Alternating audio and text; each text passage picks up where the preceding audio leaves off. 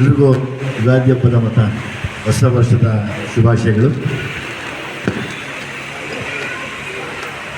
ಯಾವಾಗಲೂ ನಾವು ನಟರು, ಸಿನಿಮಾದವರು ಮೊದಲು ಥ್ಯಾಂಕ್ಸ್ ನಾವು ಪ್ರೊಡ್ಯೂಸರ್ಸ್ಗೆ ಹೇಳ್ತೀವಿ. ಸೊ ಹಾಗಾಗಿ ಜಡೇಶ್ ಪ್ರೊಡ್ಯೂಸರ್ಸ್ಗೆ ಇಬ್ಬರಿಗೂ ಫಸ್ಟ್ ಒಂದು ಥ್ಯಾಂಕ್ಸ್ ಹೇಳ್ಬಿಡೋಣ. ನಾವಿಬ್ಬರು ಡೈರೆಕ್ಟರ್ ಆಗಿ, ನಾನು ಹೀರೋ ಆಗಿ, ಸತ್ಯಪ್ರಕಾಶ್ ಸರ್ ಮತ್ತು ಸೂರಜ್ ಅವರೇ, ನೀವಿಬ್ಬರು ಮಾಡಿಕೊಟ್ಟಂಥ ಒಂದು ಒಳ್ಳೆ ನೆನಪಲ್ಲಿ ಉಳಿಯುವಂಥ ದಿನ ಇವತ್ತು ನನಗೆ.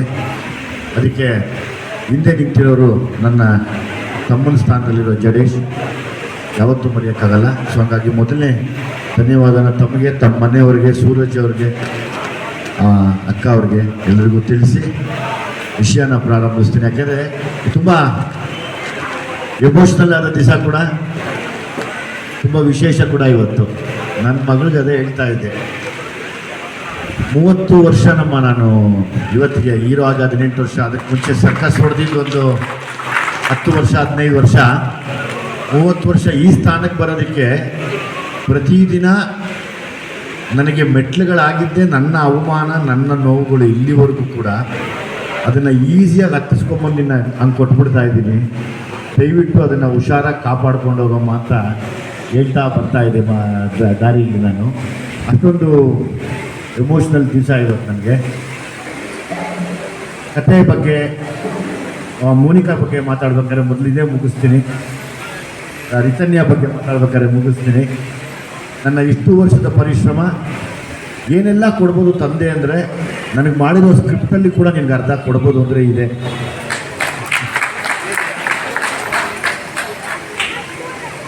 ನಾನೇ ಹೀರೋ ಆಗಿ ಕೂಡ ನಿಂತ್ಕೊಂಡು ಮಾಡ್ಕೊಂಡ್ಬಿಡ್ಬೋದಾಗಿ, ಜಡೇಶ್ ನನಗೆ ನಾನೇ ಬೇಕು ಅಂತ.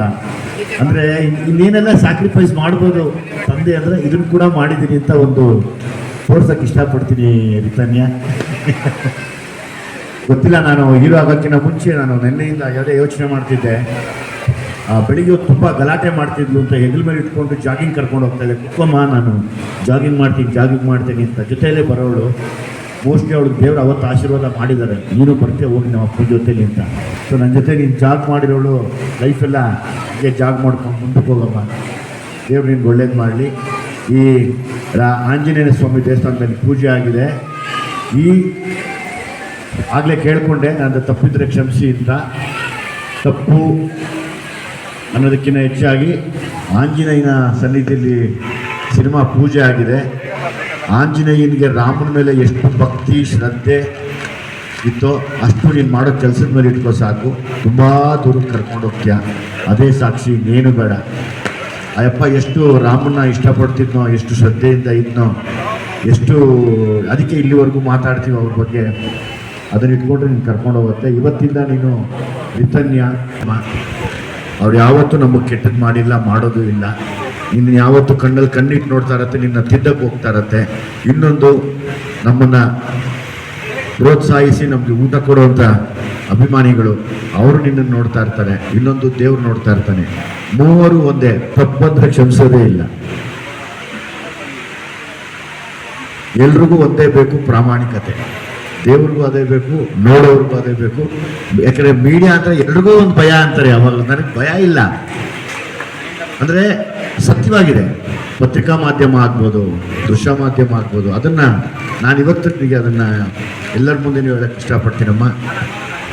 ನಿನ್ನ ಜೀವನ ತುಂಬ ಚೆನ್ನಾಗಿರಲಿ, ಸುಖವಾಗಿರು, ಚೆನ್ನಾಗಿರು. ದೇವರು ತುಂಬ ದೊಡ್ಡ ಮಟ್ಟಕ್ಕೆ ಕರ್ಕೊಂಡು ಹೋಗಲಿ ನಿನ್ನ. ಹಂಗಾಗಿ ಮಾಧ್ಯಮದ ಎಲ್ಲ ಸ್ನೇಹಿತರು ನಾನು ಎದ್ದು ನಿಂತು ಹೇಳ್ಕೊತೀನಿ, ಏನಾರ ತಪ್ಪು ಮಾಡಿದ್ರೆ ಕೈ ನಡೆಸ್ಕೊಂಡು ಕರ್ಕೊಂಡು ಹೋಗಿ ದಯಮಾಡಿ. ಹಿಂಗಲ್ಲ ಹಂಗೆ ಅಂತ ತಿದ್ದಿ, ಯಾಕಂದರೆ ಗೊತ್ತಾಗಲ್ಲ ಇನ್ನು, ಬಹುಶಃ ಇನ್ನೂ ಕಲಿಯೋದಿದೆ, ಕಲೀಲಿ. ಅದನ್ನು ಹೊರತುಪಡಿಸಿ ಮಾತಾಡೋದಾದರೆ, ಜಡೇಶ್ ನನ್ನ ಇಷ್ಟು ವರ್ಷದ ಎಕ್ಸ್ಪೀರಿಯನ್ಸಲ್ಲಿ ಜಡೇಶ್ ತುಂಬ ರಿಸರ್ಚ್ ಮಾಡಿ ಓದ್ಕೊಂಡು ಅದಾಗುತ್ತೆ ಅಂತ ಯೋಚನೆ ಮಾಡಿ ನಿರ್ದೇಶನ ಮಾಡುವಂಥ ನಿರ್ದೇಶಕರಲ್ಲಿ ಜಡೇಶ್ ಕೂಡ ಒಬ್ಬರು. 100% ಹೇಳ್ತೀನಿ, ಜಡೇಶ್ ಒಬ್ಬ ತುಂಬ ದೊಡ್ಡ, ಆಲ್ರೆಡಿ ದೊಡ್ಡ ಡೈರೆಕ್ಟ್ರು, ಇನ್ನೂ ದೊಡ್ಡ